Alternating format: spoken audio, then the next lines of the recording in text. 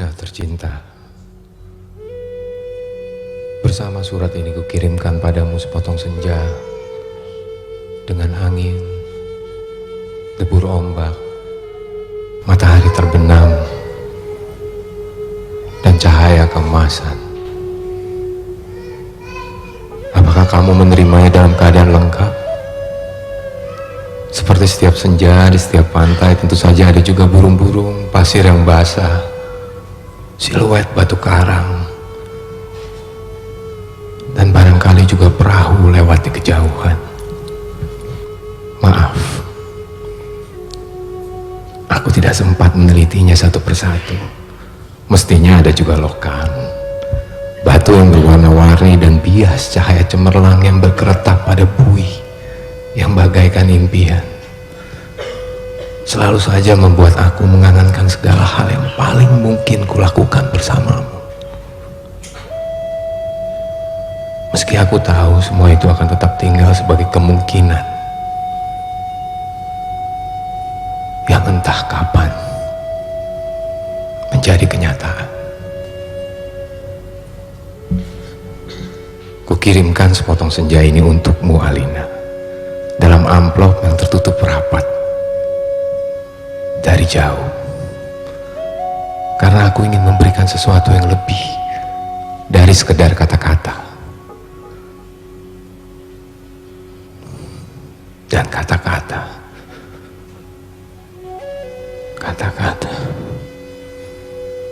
ternyata tidak mengubah apa-apa. Aku tidak akan menambahkan kata-kata yang sudah tak terhitung jumlahnya dalam sejarah kebudayaan manusia, Alina. Untuk apa? Kata-kata tidak ada gunanya dan selalu sia-sia. Lagi pula siapakah yang masih sudi mendengarnya? Di dunia ini semua orang sibuk berkata-kata tanpa pernah mendengar kata-kata orang lain. Mereka berkata-kata tanpa peduli apakah ada orang lain yang mendengarnya. Bahkan mereka juga tidak peduli dengan kata-katanya sendiri. Sebuah dunia yang sudah kelebihan kata-kata tanpa makna. Kata-kata sudah luber dan tidak dibutuhkan lagi. Setiap kata bisa diganti artinya, setiap arti bisa diubah maknanya. Itulah dunia kita, Alina. Kukirimkan sepotong senja untukmu, Alina, bukan kata-kata cinta. Kukirimkan padamu sepotong senja yang lembut dengan langit kemerah-merahan yang nyata dan betul-betul ada dalam keadaan yang sama seperti ketika aku mengambilnya saat matahari hampir tenggelam ke balik cakrawala. Alina yang manis, Alina yang sendu, akan kuceritakan padamu bagaimana aku mendapatkan senja itu untukmu. Sore itu, aku duduk seorang diri di tepi pantai, memandang dunia yang terdiri dari waktu, memandang bagaimana ruang dan waktu bersekutu, menjelmakan alam itu untuk mataku. Di tepi pantai, di tepi bumi, semesta adalah sapuan warna keemasan dan lautan adalah cairan logam. Meski buih pada debur ombak yang menghempas itu tetap saja putih seperti kapas, dan langit tetap saja ungu, dan angin tetap saja lembab dan basah, dan pasir tetap saja hangat ketika kususupkan kakiku ke dalamnya. Kemudian tiba-tiba senja dan cahaya gemetar. Keindahan berputar melawan waktu dan aku tiba-tiba teringat padamu. Barangkali senja ini bagus untukmu, pikirku. Maka aku potong senja itu sebelum terlambat. Ku kerat pada 4 sisi lantas ku masukkan dalam saku. Dengan begitu keindahan itu bisa abadi dan aku bisa memberikannya padamu.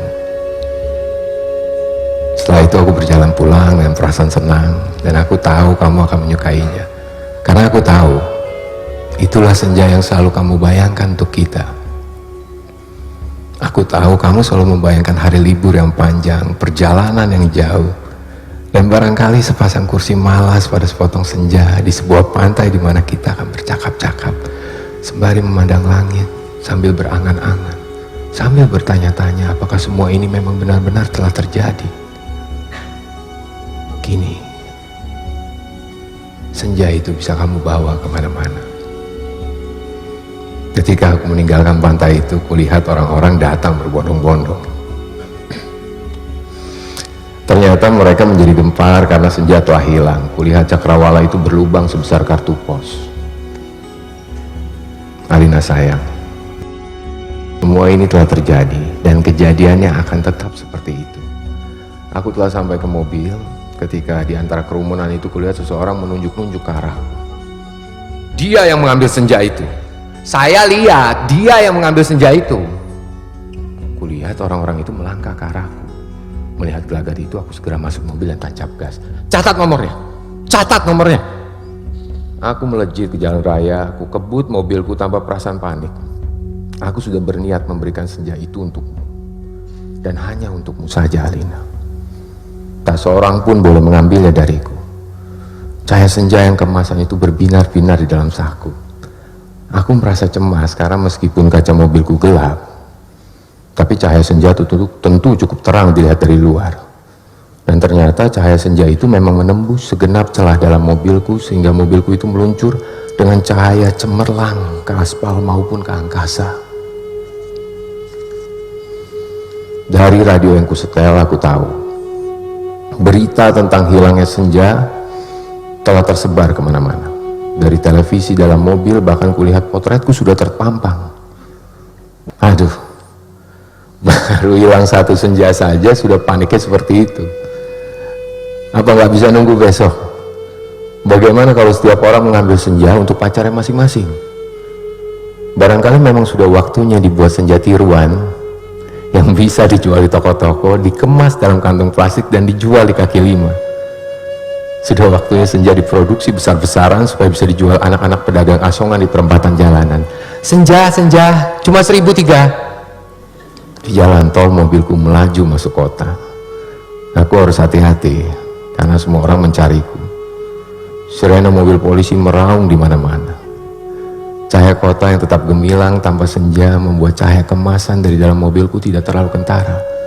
Lagi pula di kota tidak semua orang peduli apakah senja hilang atau tidak. Di kota kehidupan berjalan tanpa waktu. Tidak peduli pagi, siang, sore atau malam. Jadi tidak pernah penting senja itu ada atau hilang. Senja itu cuma penting untuk turis yang suka memotret matahari terbenam. Boleh jadi hanya demi alasan itulah senja yang kubawa ini dicari-cari polisi. Sirene polisi mendekat dari belakang. Dengan pengeras suara, polisi itu memberi peringatan. Pengemudi mobil Porsche abu-abu Metallic nomor SG 19658A harap berhenti. Ini polisi. Anda ditahan karena dituduh telah membawa senja. Meskipun tak ada peraturan yang melarangnya, tapi berdasarkan apa? Aku tidak sudi mendengarnya lebih lama lagi. Jadi kulibas dia sampai terpental keluar pagar di tepi jalan. Kutancap gas dan menyalip-nyalip dengan lincah di jalanan. Dalam waktu singkat kota sudah penuh dengan raungan sirene polisi. Terjadi kejar-kejaran yang seru. Tapi aku lebih tahu seluk-beluk kota. Jalanan dengan cahaya yang bermain warna, gang-gang gelap yang tak pernah tercatat dalam buku alamat, lorong-lorong rahasia yang hanya diperuntukkan bagi orang-orang bawah tanah. Satu mobil terlempar jalan layang. Satu mobil lagi tersesat di sebuah kampung. Satu mobil lagi terguling-guling menabrak truk dan meledak lantas terbakar. Masih ada 2 polisi bersepeda motor mengejarku. Ini soal kecil. Mereka tak pernah bisa mendahuluiku. Dan setelah kejar-kejaran, beberapa lama mereka kehabisan bensin. Dan pengendara cuma bisa memaki-maki. Kulihat senja dalam saku bajuku masih utuh. Angin berdesir, langit semburat ungu, debur ombak menghempas ke pantai. Hanya padamulah senja ini kuserahkan, Alina. Tapi Alina, polisi ternyata tidak sekonyol yang kusangka. Di segenap sudut kota mereka telah siap siaga. Bahkan aku tak bisa membeli makanan untuk mengisi perutku. Bahkan di langit tanpa senja helikopter mereka menyorotkan lampu ke setiap celah gedung bertingkat. Aku tersudut dan akhirnya nyaris tertangkap kalau saya tidak ada gorong-gorong yang terbuka. Mobilku sudah kutinggal ketika memasuki daerah kumuh itu. Aku berlari di antara gudang, rumah tua, tiang, serta temali-temali, terjatuh di atas sampah, merayapi tangga-tangga reot sampai seorang gelandangan menuntunku ke suatu tempat yang takkan pernah kulupakan dalam hidupku. "Masuklah," katanya tenang. "Di situ kamu aman." Ia menunjuk gorong-gorong yang terbuka itu. Ada tikus keluar dari sana. Baunya bacin dan pesing. Ku tengok ke bawah, kulihat kelelawar bergantungan. Aku ragu-ragu, namun deru helikopter dengan lampu sorot yang mencari-cari itu melenyapkan keraguanku. "Masuklah, kamu tidak punya pilihan lain."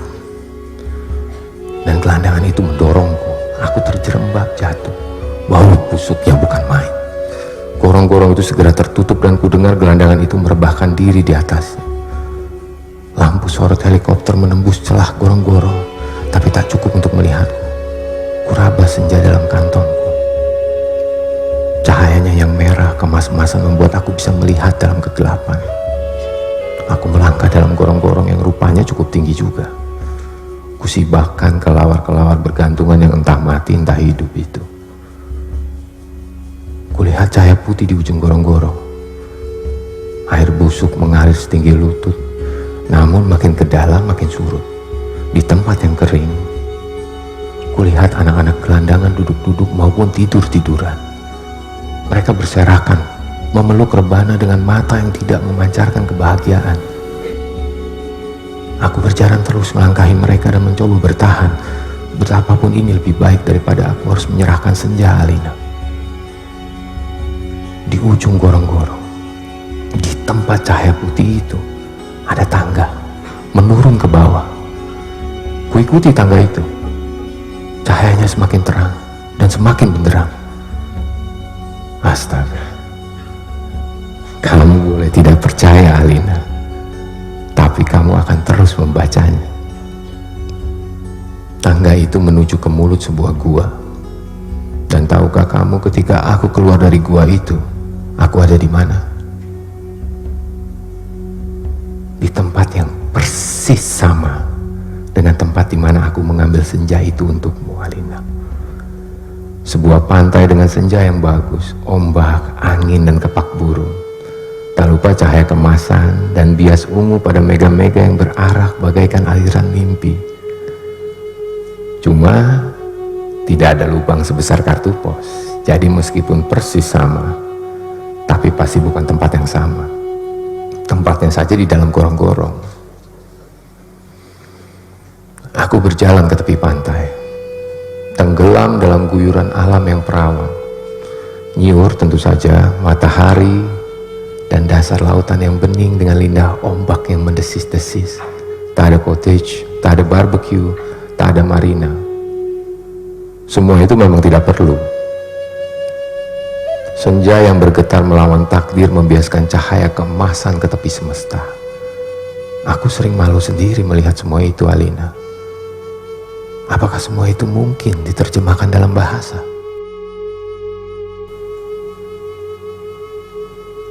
Sambil duduk di tepi pantai, aku berpikir-pikir, untuk apakah semua ini kalau tidak ada yang menyaksikannya? Setelah berjalan ke sana kemari, aku tahu kalau dunia dalam gorong-gorong ini kosong, melompong. Tak ada manusia, tak ada tikus, tak ada dinosaurus. Hanya burung yang berkepak, tapi ia sepertinya bukan burung yang bertelur dan membuat sarang. Ia hanya burung yang dihadirkan sebagai ilustrasi senja. Ia hanya berkepak dan berkepak terus di sana. Aku nggak habis pikir, Alina. Alam seperti ini dibuat untuk apa? Untuk apa senja yang bisa membuat seseorang kepingin jatuh cinta itu, jika tak ada seekor dinosaurus pun untuk menikmatinya? Sementara di atas sana orang-orang ribut kehilangan senja.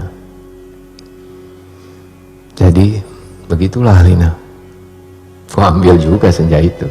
Ku kerat dengan pisau Swiss yang selalu ku bawa pada 4 sisinya, sehingga pada cakrawala itu terbentuk lubang sebesar kartu pos. Dengan 2 senja di saku kiri dan kanan, aku melangkah pulang.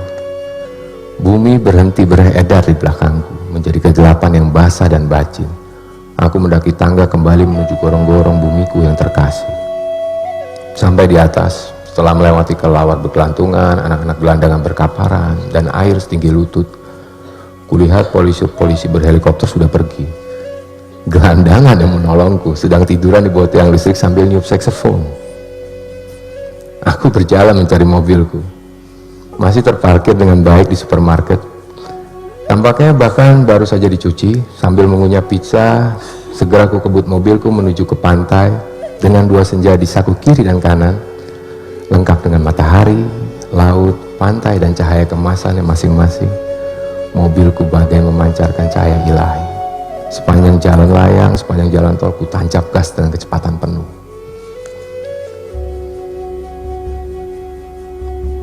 Alina, kekasihku, pacarku, wanitaku. Kamu pasti sudah tahu apa yang telah terjadi kemudian. Kupasang senja yang dari gorong-gorong pada lubang sebesar kartu pos itu, dan ternyata pas. Lantas kukirimkan senja yang asli ini untukmu lewat pos. Aku ingin kamu mendapatkan apa yang kulihat pertama kali. Senja dalam arti yang sebenarnya.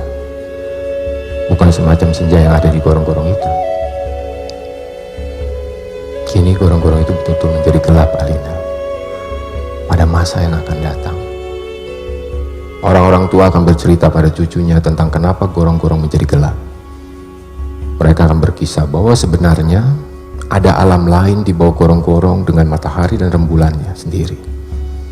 Namun semua itu tiada lagi, karena seseorang telah mengambil senja untuk menggantikan senja lain di atas bumi.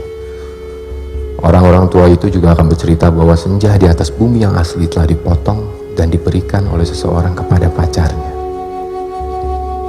Alina yang manis, paling manis, dan akan selalu manis. Terimalah sepotong senja itu hanya untukmu, dari seseorang yang ingin membahagiakanmu. Awas, hati-hati dengan lautan dan matahari itu. Salah-salah cahayanya membakar langit, dan kalau tumpah, airnya bisa membanjiri permukaan bumi. Dengan ini kukirimkan pula kerinduanku padamu, dengan cium, peluk, dan bisikan terhangat dari sebuah tempat yang paling sunyi di dunia. Seno Gumiraji Dharma, Karangbolong, Jakarta 1991. Terima kasih.